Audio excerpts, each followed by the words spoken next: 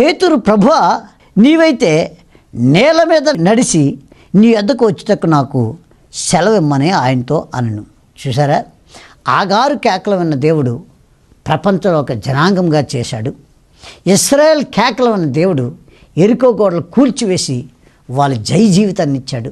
నీవు కూడా దేవుని సన్నిధిలో నువ్వు మొరపెట్టే మొరలు నీకు జై జీవితాన్ని ఇవ్వాలి. ఉద్యోగం లేక తల్లడిల్లిపోతున్నావా? వివాహం కాక తల్లడిల్లిపోతున్నావా? నీ ఇంట్లో సమస్యలతో తల్లడిల్లిపోతున్నావు. ఏ దానికైనా దమ్మున్న దేవుడు మన ప్రభు అనే యేసుక్రీస్తు సమస్యలు పరిష్కరించి విజయాన్ని, జయాన్ని ఇచ్చే దేవుడిని మనం నమ్ముకున్నాం. దమ్మున్న దేవుడిని నమ్ముకున్నాం కనుక దేవుని వైపు తిరుగుదాం. దేవుని దగ్గర మన కేకలు వినిపిద్దాం. మనుషుల దగ్గర కేకలు వినిపిస్తే మనుషులు పట్టించుకోరు. చివరికి మనుషులతో తోంచేస్తారు. చూస్తున్నాం, అక్కడక్కడ ధర్నాలు జరుగుతున్నాయి. ఎందుకు? వారి అవసరాలు తీర్చబడ్డానికి. తొక్కిస్తున్నారు, పోలీసులతో కొట్టించేస్తున్నారు, నానాయాతన.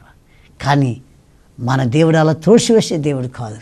నీ కేకలు విన్న దేవుడు, నీ పరిస్థితులు మార్చే దేవుడు, నీ యొక్క స్థితిగతులు మార్చే దేవుడు, నీకు జయాన్ని ఇచ్చే దేవుడు, విజయాన్ని ఇచ్చే దేవుడిని నువ్వు నమ్ముకున్నావు కనుక దేవునికి బిడ్డలారా, నీ కేకలు వృధాగా పోవు.